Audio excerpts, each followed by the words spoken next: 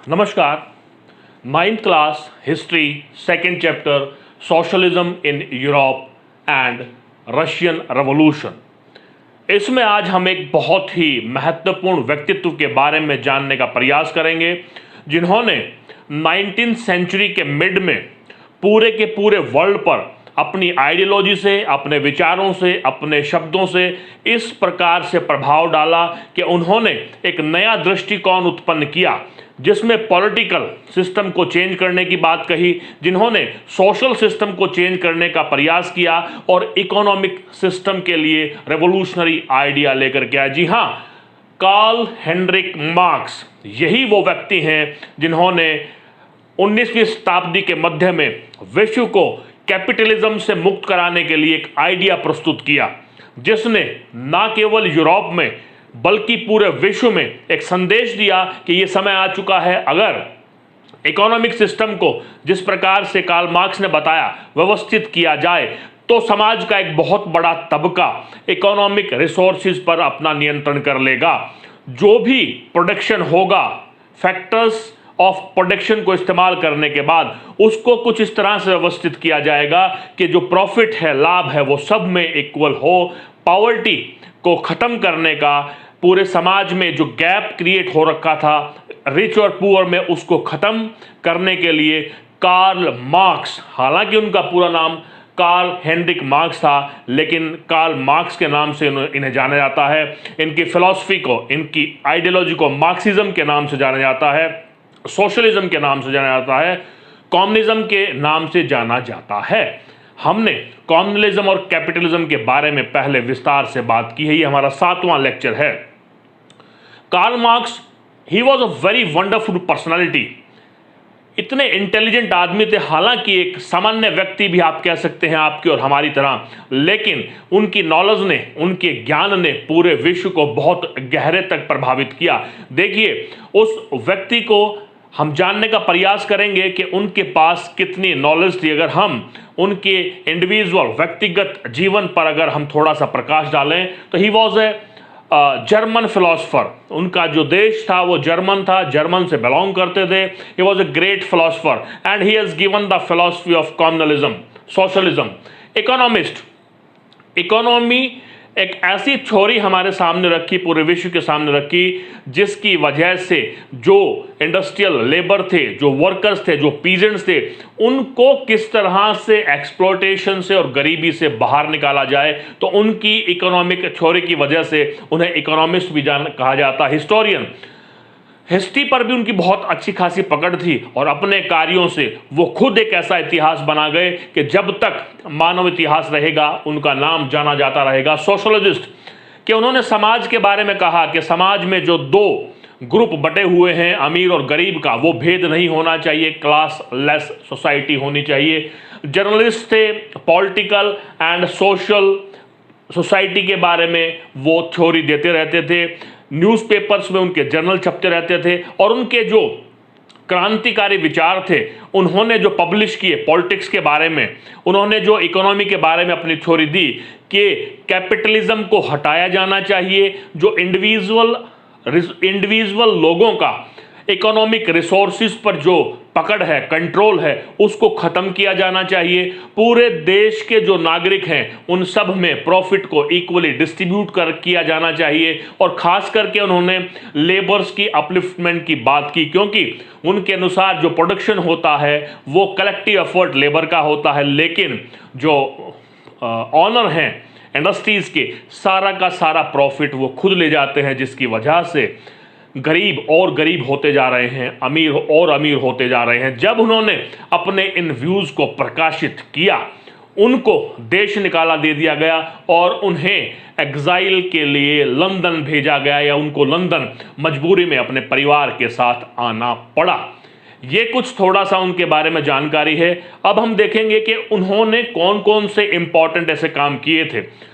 पहले तो यहाँ पर जान लेना आवश्यक है, जब वो लंदन में आए थे या उनको जर्मनी से निकाला गया था, तो यहाँ पर उनकी मुलाकात होती है फ्राइडरिच एंजल से, जो कि एक सोशलिस्ट थे।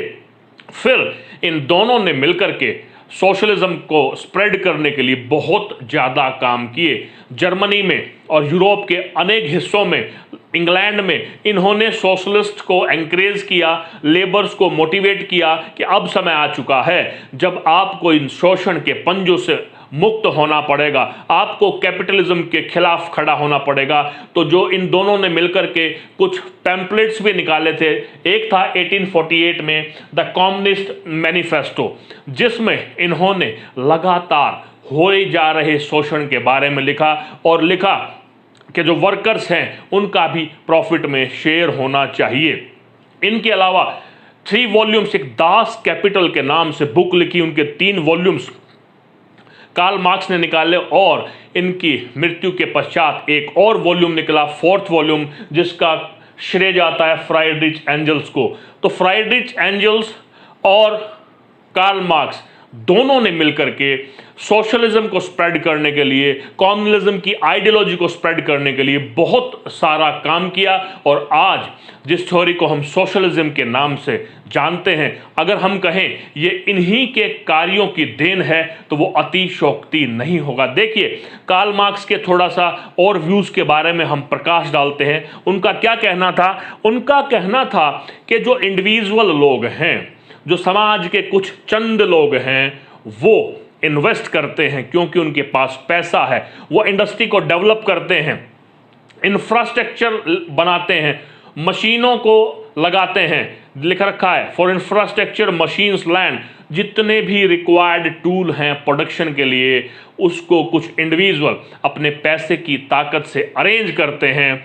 वो ऑनर हैं उस फैक्ट्री के, उन मशीनों के, बट जो प्रॉफिट है, अब आप फिर से देखिएगा, ये ऑनर तो हैं, ये सारे इंफ्रास्ट्रक्चर के, मशीन्स के, टूल्स के ऑनर तो हैं, लेकिन जो प्रोडक्शन हो रहा है वो कलेक्टिव एफर्ट है, वो एक बड़ा तबका मजदूर वर्ग का है जो दिन रात मेहनत करता है, जिसकी वजह से प्रोडक्शन होता है और प्रोडक्शन से प्रॉफिट होता है। लेकिन उस प्रॉफिट पर जो अधिकार है, जो नियंत्रण है, या जो उसका लाभ लिया जाता है, वो केवल इंडस्ट्रियलिस्ट के द्वारा लिया जाता है, या जो प्रॉपर्टी ऑनर है, जिनकी वो प्रॉपर्टी है, उनके द्वारा लिया जाता है।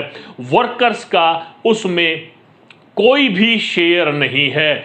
इतना भारी शोषण जब मजदूरों का हो रहा था तो कहा कार्ल मार्क्स ने कि yes, industrialist individuals are the owner of industry, they are the owner of machines, they have invested a lot of money, but they are not the owner of labor.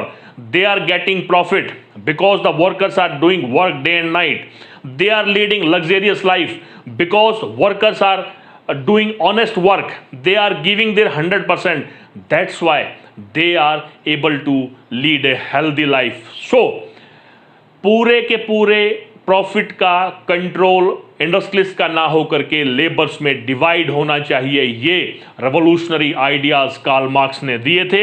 उन्होंने कहा कि जो community on system है वो होना चाहिए, industry जितनी भी हैं उन सब पर नियंत्रण, ना केवल इंडस्ट्री, जितने भी प्रोडक्शन की फील्ड हैं, जहां जहां पर भी इकोनॉमिक रिसोर्सेज हैं, उन सब पर नियंत्रण कम्युनिटी का होना चाहिए, गवर्नमेंट का होना चाहिए, और उसका एक ही उद्देश्य होना चाहिए कि जो प्रॉफिट है, जो लाभ है, सब में बराबरी में बटे। जो समाज है वो क्लास लेस हो जाए, कोई भी क्लास ना हो रिच और पुअर की, ऐसा कार्ल मार्क्स का मानना था। तभी उन्हीं की वजह से जब मजदूरों की जो अवस्था थी उसमें सुधार आया, जिसकी वजह से उन्होंने इतिहास तो स्थापित किया और कुछ खुद भी इतिहास के पन्नों में सदा के लिए समा गए, जिन्होंने एक फिलॉसफी दी जिसको सोशलिज्म के नाम से जाना जाता है। उसके बाद पूरे विश्व में सोशलिज्म स्प्रेड हो गई। किस तरह से उसको सपोर्ट मिला, बहुत सारे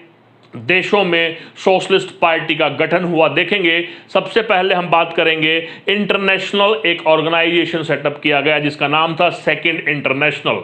इनका मेन उद्देश्य था कि जो कार्ल मार्क्स की थ्योरी है, जो सोशलिस्ट थ्योरी है, जो मार्क्सिज्म के व्यूज़ हैं, उनको जर्मन में, लंदन में, पूरे के पूरे विश्व में फैलाने का ये लोग काम करेंगे। इनकी कुछ डिमांड्स थी। इनकी डिमांड्स थी कि जो वर्किंग आवर्स हैं वो बहुत ज़्यादा लॉन्ग नहीं होने चाहिए, जो वेजेस हैं वो प्रॉपर मिलना चाहिए, लेबर को प्रॉपर शेयर मिलना चाहिए। इसके लिए उन्होंने पैसा भी कलेक्ट किया, चंदा भी इकट्ठा किया और इस आइडिया को स्प्रेड करने का काम किया। इन लोगों ने बहुत सारी एसोसिएशंस बनाई, उन लोगों को ट्रेंड किया, उनको सोशलिस्ट के व्यूज के बारे में बताया और उनको ट्रेंड करके समाज में भेज दिया गया ताकि सभी लोग मिलकर के कैपिटलिज्म के अगेंस्ट आवाज उठाएं और कैपिटलिस्ट इकोनॉमी को जड़ से समाप्त किया जा सके।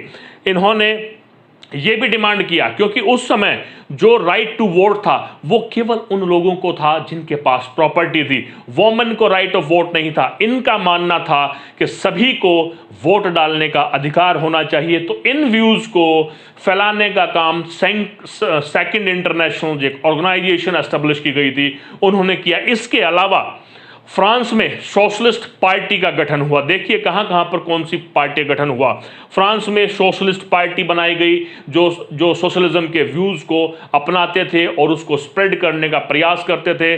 कैपिटलिज्म को समूल विनाश करने का इन लोगों ने प्रयास किया। जर्मनी में सोशलिस्ट डेमोक्रेटिक पार्टी का गठन हुआ।